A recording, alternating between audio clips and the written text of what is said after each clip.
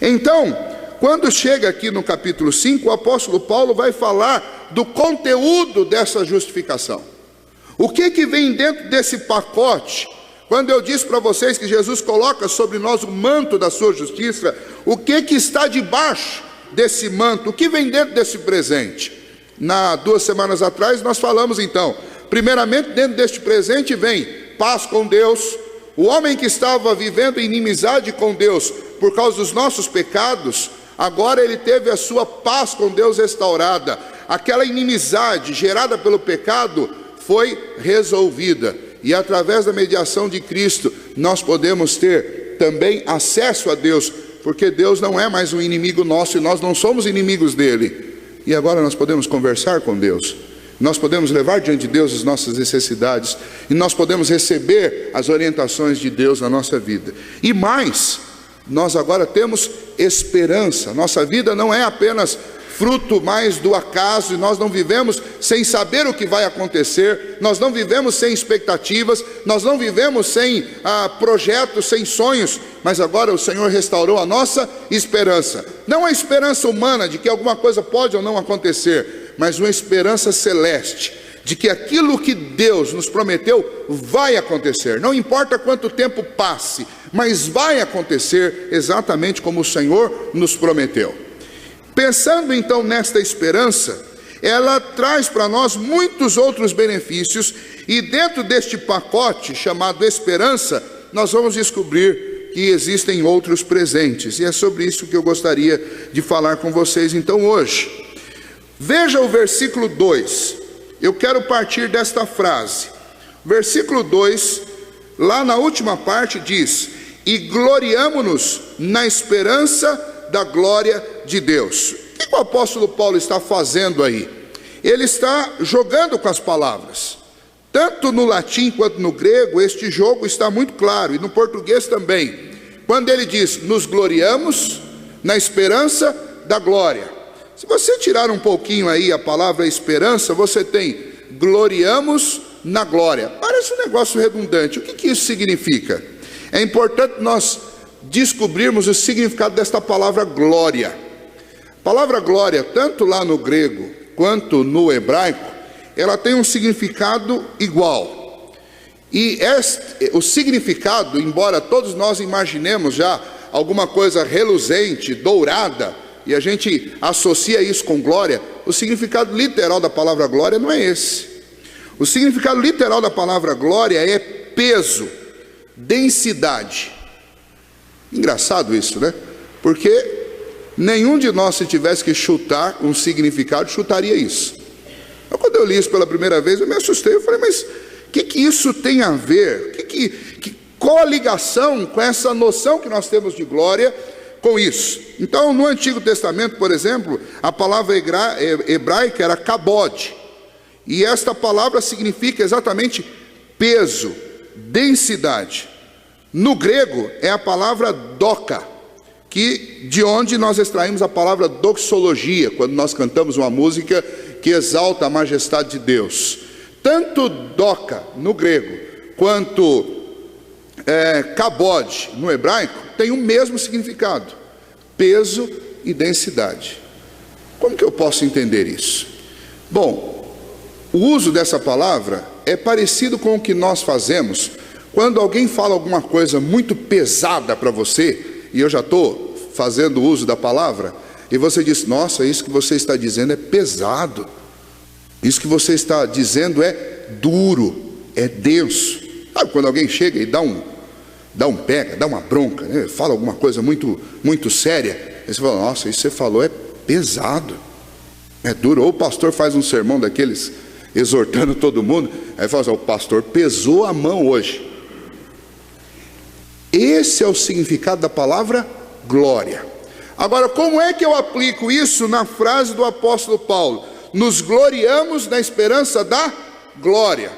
Paulo está nos ensinando o seguinte, que quando nós estamos justificados diante de Deus, e nós sabemos de onde veio esta bênção, de onde veio a nossa salvação, nós nos gloriamos na glória de Deus. Ou seja, eu conheço um pouco mais de Deus, e sei do poder, da grandeza, da infinitude, da majestade, da soberania de Deus, e então eu começo a enxergar o peso de Deus e da sua obra na minha vida, e eu não mais sou um teísta, como muitos do mundo aí que dizem, eu acredito que existe um Deus.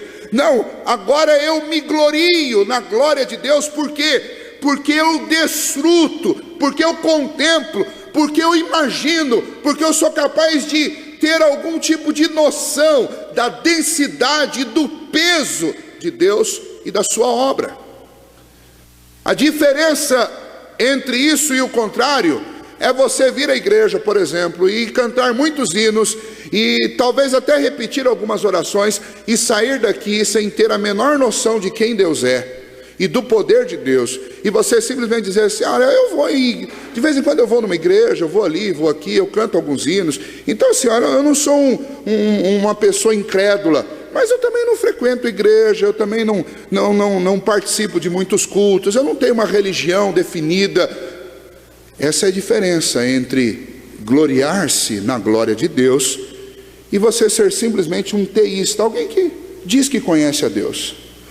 O apóstolo Paulo diz, quando nós conhecemos a justificação, quando nós recebemos e entendemos a justificação, nós passamos a nos gloriar na esperança da glória de Deus, porque eu começo a contemplar Deus com o peso que Deus de fato tem, e eu começo a adorar a Deus com o peso que Deus tem, e eu começo a orar e falar com Deus considerando a densidade e o peso de quem Deus é. Considerar a glória de Deus é isso, é entender que Deus é infinitamente maior do que eu, é entender que a obra que Deus realizou, ela é muito maior do que eu posso imaginar. O cuidado de Deus para comigo começa antes mesmo de eu ter nascido. O projeto de Deus para a minha vida em particular e para a sua foi traçado por Deus desde a eternidade. Nos gloriarmos na glória de Deus é entender tudo isso e perceber o peso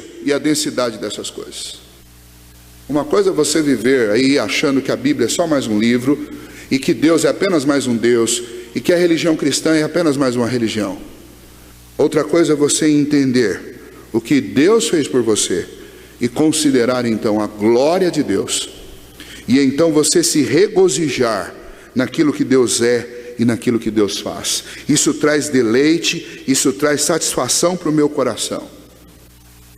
Agostinho, um dos pais da igreja, ele dizia, eu não me preocupo com o tipo de música que eu vou usar na igreja, porque as músicas são variadas. O que não pode acontecer é as músicas da igreja desconsiderarem a gravidade do peso de Deus. E aí ele estava usando o termo gravidade, não cientificamente, obviamente, mas muito bem poderia ser usado como a expressão científica do termo gravidade, que é peso.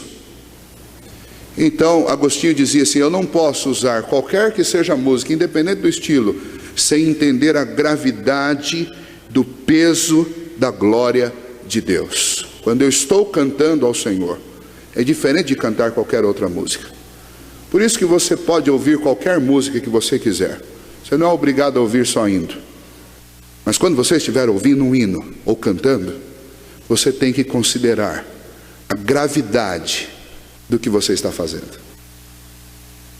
Por isso que quando eu viajo, eu tenho músicas seculares e eu tenho CDs de hino no carro, e o peso é nítido.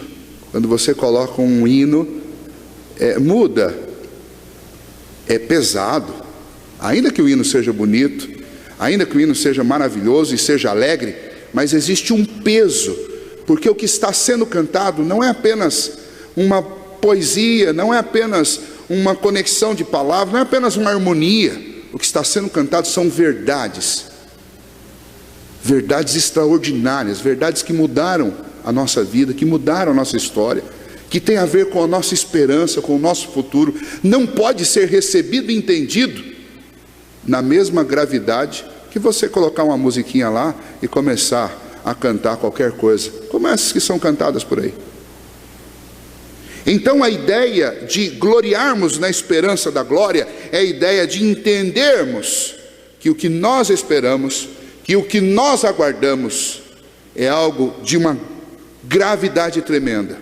O Deus a quem nós louvamos, o Deus que satisfaz o nosso coração, o Deus que nós adoramos é um Deus de densidade, não é uma ideia vazia, não é um vácuo, mas é alguém denso, poderoso, cheio de atributos, cheio de vontade, cheio de planos, cheio de propósitos, cheio de preceitos, cheio de leis, cheio de princípios, cheio de relacionamento, cheio de amor, cheio de cuidado, cheio de provisão, e tudo isso tem um peso muito grande. Não pode ser simplesmente alguma coisa para ser notada e não sentida de coração. Então, quando o apóstolo Paulo fala e nos gloriamos na esperança da glória, ele está dizendo: olha, agora, justificados, nós temos paz com Deus, nós temos acesso, nós falamos com Deus, por intermédio de Jesus Cristo, pela fé, nós temos acesso, a graça de Deus está derramada sobre nós, e nós estamos firmados nisso, e nós nos gloriamos na glória de Deus, e nós nos satisfazemos, e nós nos deleitamos na gravidade, no peso de Deus e da sua obra. Agora a pergunta é para nós, tornando isso prático: qual a gravidade do meu culto e da minha adoração a Deus? Eu considero a densidade de Deus na hora de adorá-lo? Ou quando eu me dirijo a Deus, eu me dirijo da mesma maneira como eu me dirijo a qualquer outra pessoa? Porque quando eu me sinto de fato justificado por Deus, eu entendo que tudo que eu recebi não é resultado do meu esforço nem do meu trabalho, mas é resultado do esforço e do trabalho de Deus desde a eternidade. É resultado do sacrifício de Cristo, é resultado das promessas de Deus a meu respeito.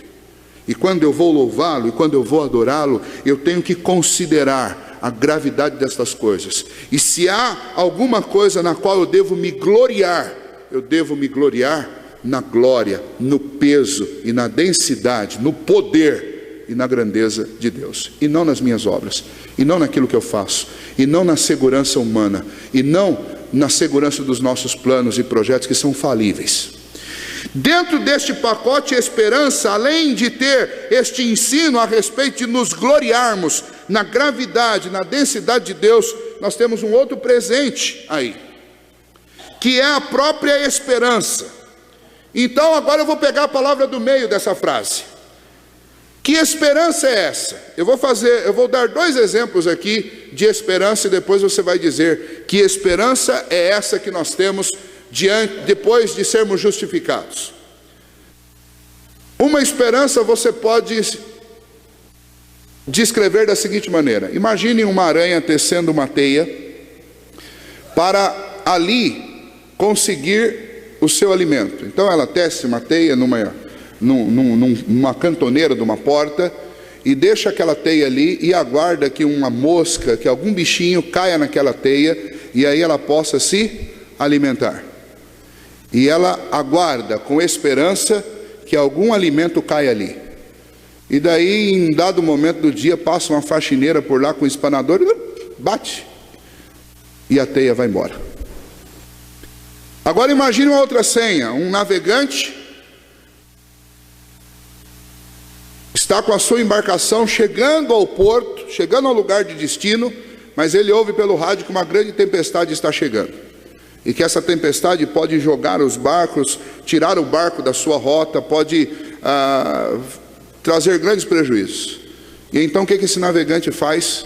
Primeira coisa que ele faz, ele pega uma grande e pesada âncora, muito poderosa, e ele lança essa âncora no lugar onde ele quer ficar.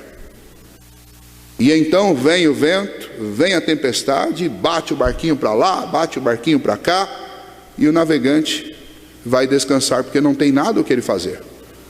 Mas ele vai descansar porque ele sabe que aquele vento e aquela tempestade não pode arrancar a sua âncora do lugar onde ele está. Nem a correnteza, nem o vento, nem a tempestade, nem coisa alguma pode tirá-lo do lugar aonde ele quer estar.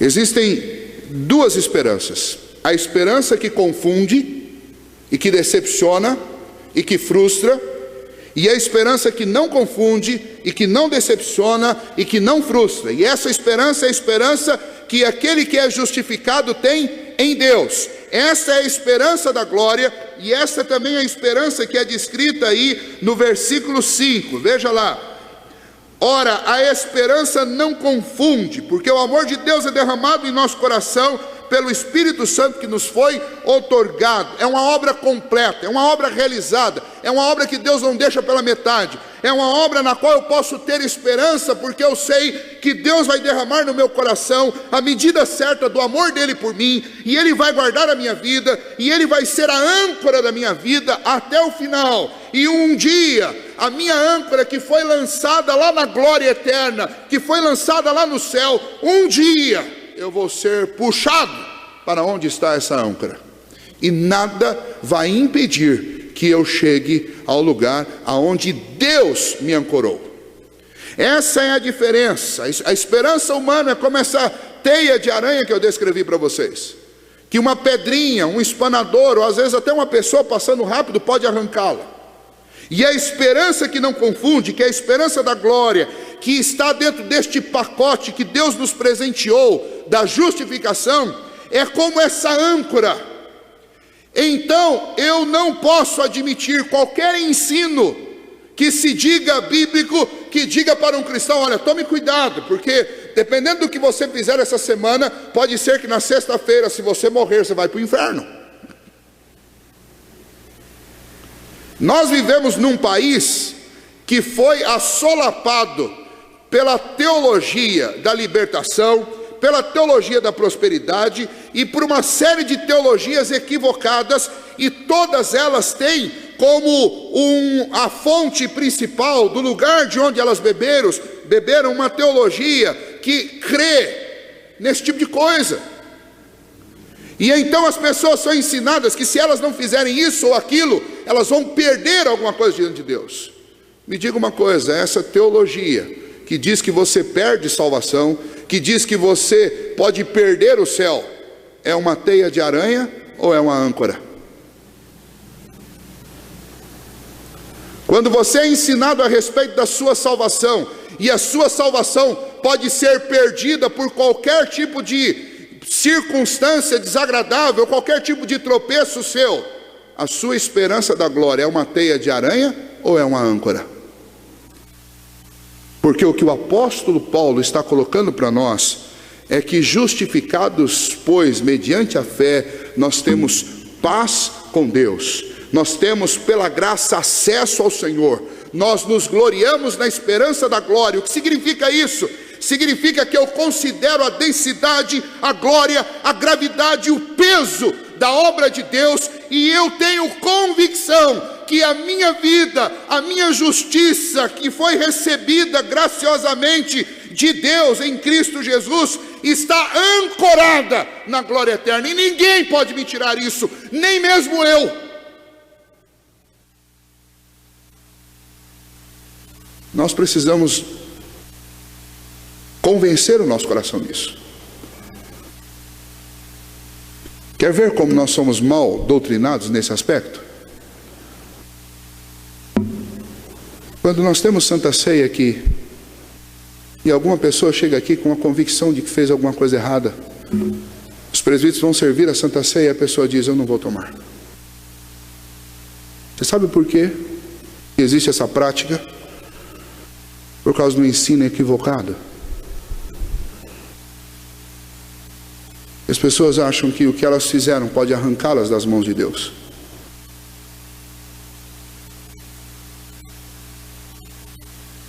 E as pessoas têm medo. Quer um outro exemplo disso?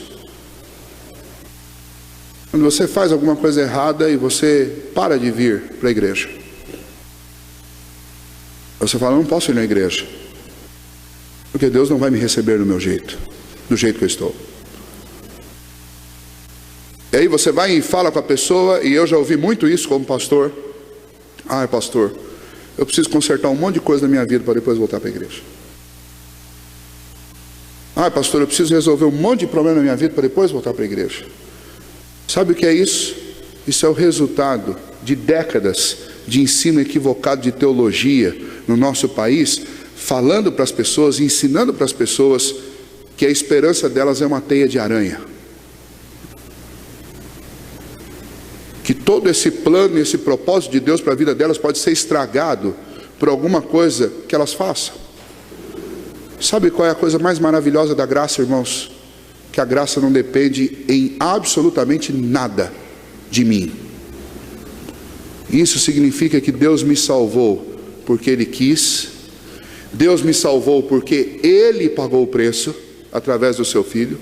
E Deus me salvou porque Ele planejou isso. Significa que não tem como eu estragar, nem que eu queira, o que Deus fez. É por isso que você lê nas Escrituras que os planos de Deus são perfeitos e não podem ser frustrados, nem por mim e nem por ninguém. Por isso o apóstolo Paulo então diz essa frase: nos gloriamos na esperança da glória. Sabe o que é mais gostoso? Sabe qual é o maior motivo para eu cantar na igreja? É porque eu estou ancorado em Deus. E Ele, na sua glória, na sua densidade, no seu poder, é a esperança, é a garantia que eu estarei com Ele por toda a eternidade, porque Ele me amou, porque Ele me conquistou, porque Ele pagou um preço e porque Ele vai garantir a minha entrada no céu, independente de tudo que eu faça de errado ou queira fazer ao longo da minha história. Isso é maravilhoso. Esse é um grande motivo para eu dizer aleluia, para eu dizer glória a Deus, porque nós somos maus, e porque nós somos terríveis, e porque a nossa mente trama planos terríveis, porque o nosso coração deseja fazer coisas horrendas, mas eu sei, e eu posso me gloriar, e eu posso cantar, e eu posso me rejubilar na glória de Deus, porque é Ele que garante, não sou eu. Quando você achar que a sua garantia para entrar no céu for você mesmo, então significa que você não aprendeu nada ainda. A nossa garantia é Cristo e é Deus. Agora, ainda dentro desse pacote tem algo maravilhoso. Por causa disso tudo, o apóstolo Paulo vai dizer na sequência, versículo 3: e não somente isto, mas nós também nos gloriamos nas próprias tribulações. Ora, o apóstolo Paulo não é de jeito nenhum masoquista. Não é isso. Não é essa a ideia do apóstolo Paulo. Mas a ideia dele é que agora eu entendo que a minha vida é um processo que está completamente nas mãos de Deus. E tudo pelo qual eu venha passar, até que esse processo seja concluído, faz parte do propósito de Deus. Então, eu posso não só glorificar a Deus e me gloriar naquilo que Deus me garantiu, pela sua glória, pelo seu poder, mas eu posso também me gloriar e me alegrar em Deus, por aquilo que Deus vai me fazer passar, até que Ele conclua a obra que Ele começou na minha vida. Então o apóstolo Paulo diz: então nós nos gloriamos nas próprias tribulações. Por quê? Porque a tribulação, primeiramente ele diz, produz perseverança. Se você quiser trocar a palavra perseverança por outra, que seja mais fácil para o nosso entendimento, você pode trocar por resistência. Sabe o que a tribulação faz a gente ficar? Vou trocar por uma palavra melhor ainda: faz você ficar cascudo. Ser perseverante é ser cascudo. Não é ser cascudo no sentido de ser um sujeito grosso. É ser cascudo no sentido que você aguenta. Aguenta. Não tem jeito da gente adquirir resistência se não for através da tribulação. Você pode ter um belo exemplo do que é perseverança nos seus pés. Você, como eu, que vive dia e noite aí calçado, né?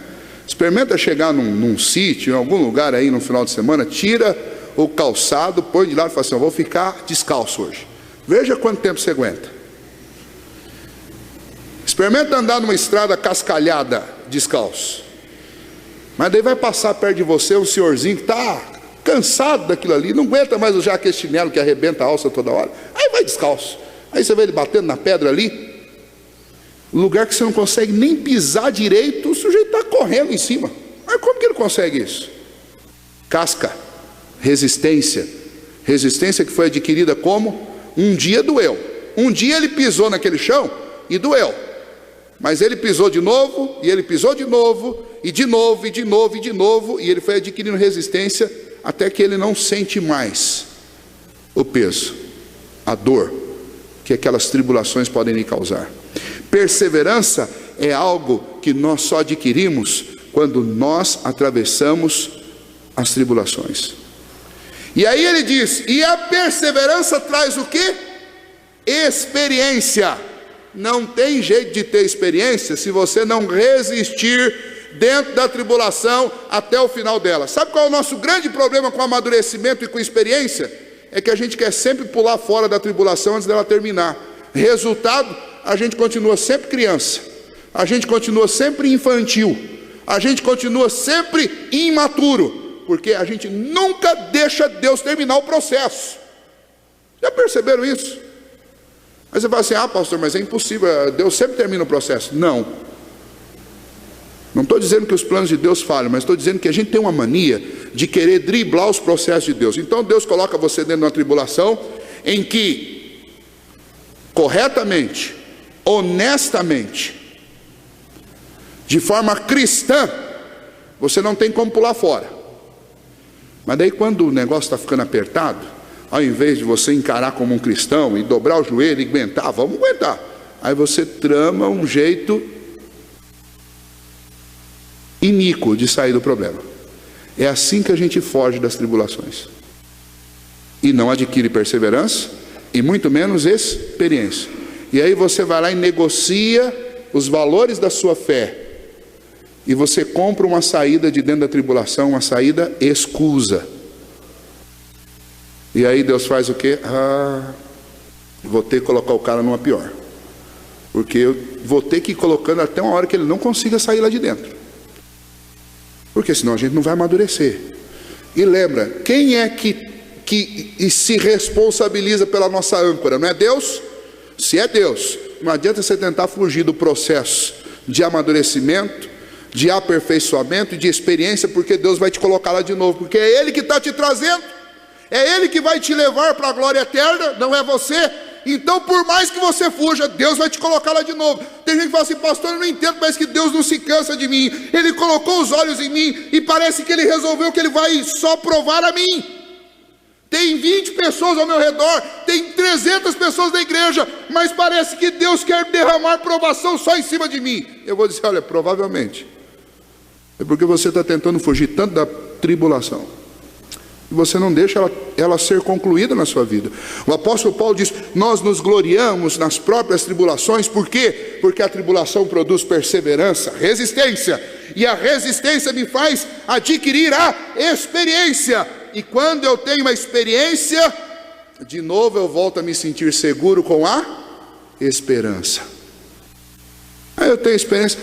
Sabe quando você conversa com uma pessoa que já passou por um problema, e ela te enche de esperança, porque ela diz assim: meu filho, eu já passei por isso, olha, fique firme, porque olha, quando terminar você vai ver, vai estar assim, vai estar assado. Eu aguentei, eu passei. Quando você conversa com uma pessoa assim, o que acontece no seu coração? Se enche de esperança, porque quem tem experiência tem também esperança, porque sabe todos os passos do processo. Olha, eu já vi isso acontecer, começa assim, depois fica assim e termina assim. Isso é experiência. Experiência traz esperança. Então o apóstolo Paulo fala: é assim que é a vida de um cristão. Nós nos gloriamos na obra de Deus, no peso dessa obra, e nós nos gloriamos também nas tribulações, porque elas são o processo através do qual Deus nos faz resistentes, Deus nos dá experiências, e Deus nos dá a condição de vivermos com esperança. E por fim, essa esperança, ela não gera confusão, como nós já vimos. Essa esperança não confunde. Por que ela não confunde? Porque nós temos uma prova cabal do quão fiel e real é essa esperança. Que prova é essa? É o amor de Deus que é derramado no nosso coração pelo Espírito Santo. Não sei se você já teve essa experiência, eu espero que sim, acredito que sim. Mas não tem nada mais doce, nada mais gostoso do que quando você está assolapado por uma luta, uma tribulação. Você fecha os seus olhos e começa a falar com Deus, e você sente o amor de Deus caindo sobre você como se fosse aquela ducha de água bem gelada quando você está no calor, e você sente aquilo trazendo refrigério para o seu coração. Você está no meio do problema, o problema não foi resolvido, a luta não foi embora, mas Deus derrama o seu amor dentro do nosso coração, e você fala: Senhor, olha, pode ser com luta, com tribulação, mas onde o Senhor for, eu vou junto, porque não tem nada mais gostoso, não tem nada mais prazeroso do que sentir o amor de Deus derramado dentro do meu coração. Uma vida sem lutas e sem tribulações, e também sem o amor de Deus, não vale a pena. Aí quando você olha para um rico, para um milionário, eu não estou dizendo que a riqueza seja um problema, mas quando você olha para uma pessoa sem Deus, que tem tudo nesse mundo, você pode ter certeza de uma coisa: ter tudo nesse mundo e não ter o amor de Deus dentro do coração não vale a pena. É melhor você não ter nada, é melhor nós não termos nada, externamente falando, mas nós sentimos o amor de Deus sendo derramado no nosso coração. É como o Senhor Jesus ensinou sobre aquele homem que encontrou num campo uma pérola, uma joia preciosa. E o que ele faz? Ele vende tudo o que ele tinha para comprar aquele pedacinho de campo, porque o tesouro que tinha lá dentro é mais valioso do que tudo que ele tinha na vida. É isso que Paulo está dizendo. Quando nós recebemos a justificação, nós recebemos o maior de todos os tesouros, porque o amor de Deus é derramado dentro do nosso coração. Então eu posso me gloriar, inclusive nas tribulações. Resumindo, olha que grande presente. Primeiro, nós encontramos um pacote e ganhamos o pacote, que é a nossa justificação. E quando nós abrimos, nós encontramos dentro dele paz com Deus, acesso à sua presença e a capacidade de nos regozijarmos na glória, na densidade, na grandeza de Deus. E então nós descobrimos que dentro disso há um outro pacote com outro presente. É o presente da alegria em meio à tribulação. E dentro desta alegria você encontra uma outra caixa, e quando você abre o laço você encontra a perseverança. E então você recebe a perseverança, abre a caixa e dentro tem um outro presente, que é a experiência. E quando você abre esse pacote, você tem um outro, que é a esperança. E finalmente, dentro da esperança, um último pacote, você abre os laços daquele pacote de presente, e você tem o amor de Deus derramado dentro do seu coração. A justificação é tudo isso, irmãos, e mais muitas outras coisas que nós vamos continuar vendo nas outras semanas. Que Deus nos ajude a nos gloriarmos na esperança da glória, nos gloriarmos nas próprias tribulações, sabendo que a tribulação produz perseverança, perseverança experiência, experiência esperança, e que em tudo isso nós somos fortalecidos pelo amor de Deus que é derramado dentro do nosso coração. É assim que nós vivemos, não é com falsa santidade, nem com falsa religiosidade, nem com a hipocrisia de dizer que nós não temos dificuldades nem problemas, ou que somos bons o suficiente. Nós não somos, nós nada podemos fazer. A obra da qual nós desfrutamos aqui dentro da igreja como cristãos e fora dela é uma obra que é 100% fruto do trabalho de Deus, e nós só nos deleitamos nesse trabalho de Deus e aprendemos e crescemos com Ele. É assim que Paulo nos ensina a viver, é assim que Paulo nos ensina o Evangelho. Amém?